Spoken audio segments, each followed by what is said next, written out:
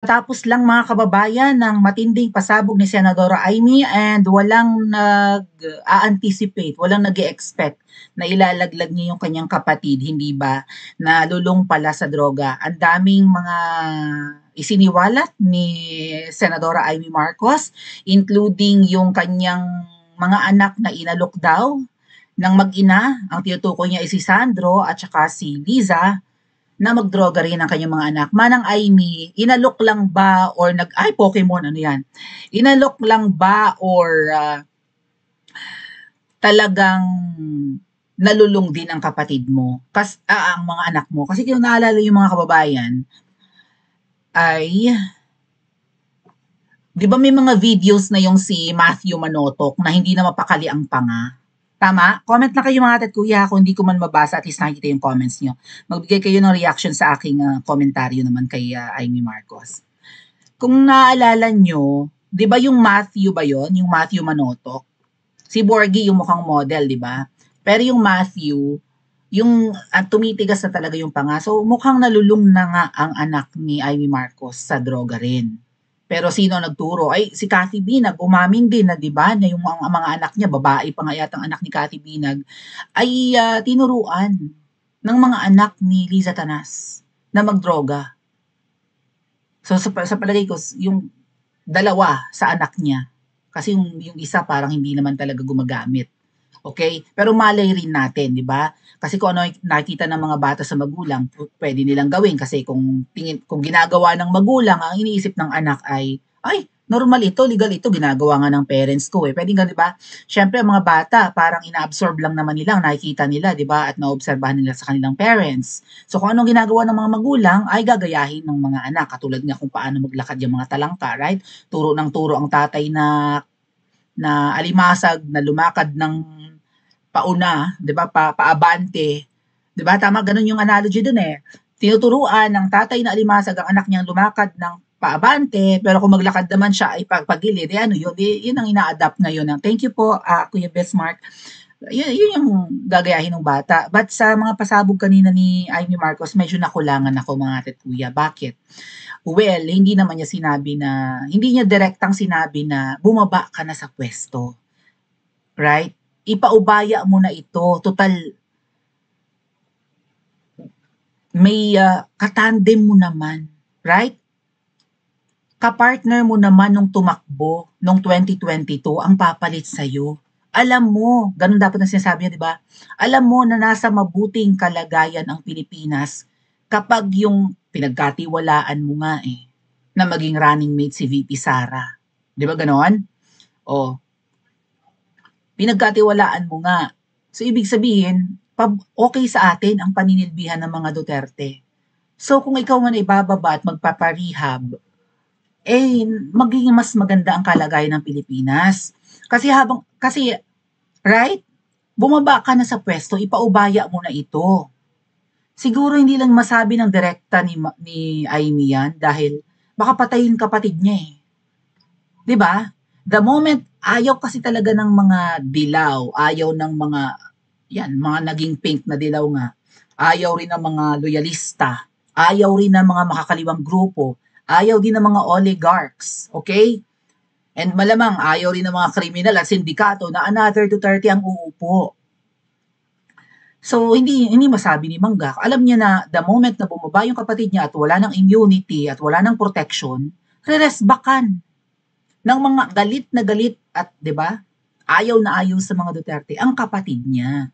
Pero yung message niya na sinasabi niya na umuwi na tayo, it's like an endearing sino ba nag-prepare ng speech ni Amy? Si Daryl Yap ba?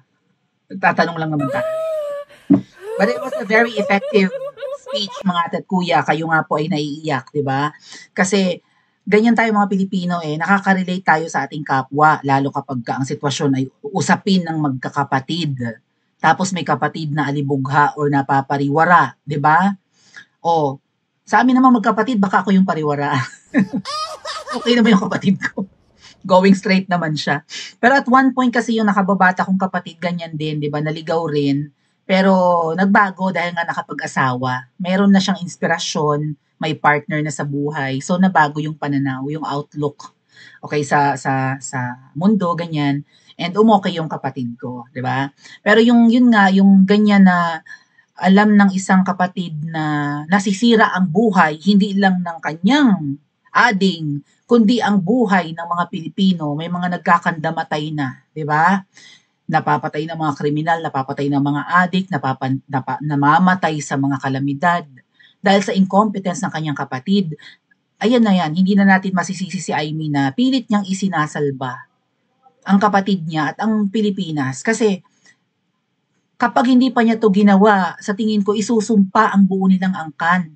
Lalo nga't sinabi sa atin ng isang kakilala nating psychic na buburahin talaga sila sa kasaysayan ng Pilipinas. So, kung kayang isalba ni Aimee ang sarili niya by, 'di ba, by being friends and staying close to the Dutertes, siguro gusto rin niyang isalba yung kapatid niya. Tama? Kasi dalawa lang naman sila magkapatid ang nasa politics eh. Yung Irene, tahimik naman. Yung ibang mga kapatid sa labas, I don't know, we don't know. Pero syempre, yung kapatid na kung saan ay kasama niyang lumaki, and siguro siya yung tumayo rin na magulang dahil yung nanay nila ay parang lutang na rin ang utak ng mga panahon na yon. Kung napanood niyo yung Mabuhay, ano ba yun, Martyr or Murderer, yung part 2 ng Made in Malacanang, parang parang depressed na si Imelda doon, parang willing ng mategi. Nung lulusubin na ng mga tao ang Malacanang sa kwento nung pamilya nila, nung tatay niya nakaupo, tatay niya naman na noon, 'di ba? Parang nagdadialysis kasi nga nakaratay na lang, bedridden.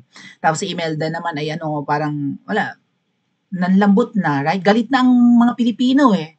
So, parang nagpapakamartir nga si Imelda na, sige lang, kung gusto nilang lusubin at patayin tayo dito, sige lang. It was Aimee na dumiskarte para sila yung makatakas ng Malacanang. Mapapatay sila. Kasi hindi lang yung mga taong papasok at lulusob sa Malacanang noon ang may tangka sa buhay nila. May mga katulong, kasambahay sila, 'di ba? Mga gwardya, mga cook, anik-anik pa, cleaners.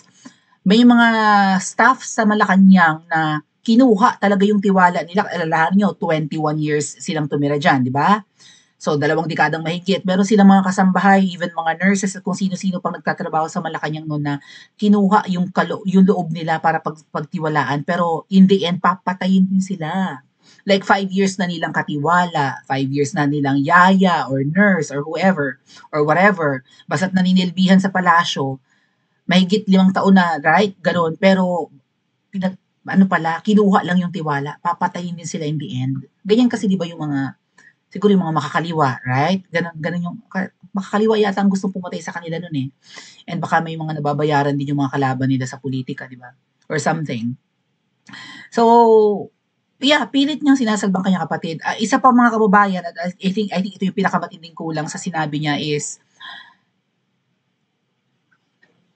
dapat inamin niya na alam niyang ang nagpapatakbo ng Pilipinas ay hindi ang kanyang kapatid, kundi yung babaeng ahas. Well, nandun naman sa message niya actually na sinamantala, 'di ba, ng mga nakapalibot kay Bongbong Marcos ang kanyang kahinaan. Yung kanyang pagiging lulong sa droga, sinamantala ng mga tao nakapalibot. So habang lulong siya at 'di ba, ganun lang, nag-e-enjoy, nagpa-party, nagko-concert, high na high, feeling popular, ganyan, feeling rockista, feeling singer, and then after ng lakas ng tama at malulobat na matutulog na ng ilang araw, tuloy ang pandarambong ng kung sino-sino. Like maybe yung mga cabinet secretaries niya, yung mga appointees niya, di ba? Yung mga nakaupo sa pwesto, nanalo sa election, either na-elect or na-appoint, tuloy ang kamkam, tuloy ang nakaw. Ganyan. Kasama dyan ang babaeng ahas. Okay? Siguro, baka ang babaeng ahas ay naglilimit naman sa dami ng kanyang pinopulveron, di ba? Babangagin lang niya si Ngiwi. Siya naman ang gigising ng maaga at di ba sabi niya, nag-grounding yan daw siya. Naglalakad siya dyan sa golf course ng Malacanang, si babaeng ahas, na nakapaa. Nag-grounding din siya, Ate Ruti. May ganun din siyang ganap, no? So, siya siguro ang nagpapatakbo ng Pilipinas kasi sa tingin natin, hindi kaya ng utak ni Ngiwi ang patakbuhin ng Pilipinas. Hindi niya alam ang kanyang ginagawa. Kitang-kita, lutang hindi alam ang gagawin. Lalo, anong gagawin natin? Bumagyo ng mga nakaraan. Anong gagawin natin? Ganun. Hindi niya alam ang kanyang trabaho, hindi nga yan college graduate, wala nga may pakitang diploma.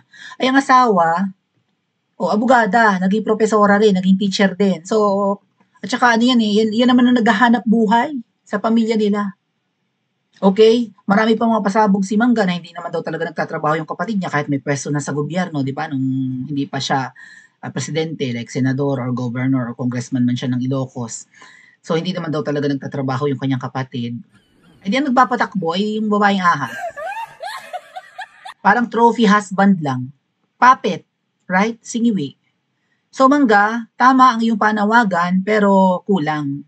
Dapat binira mo ang babaeng ahas.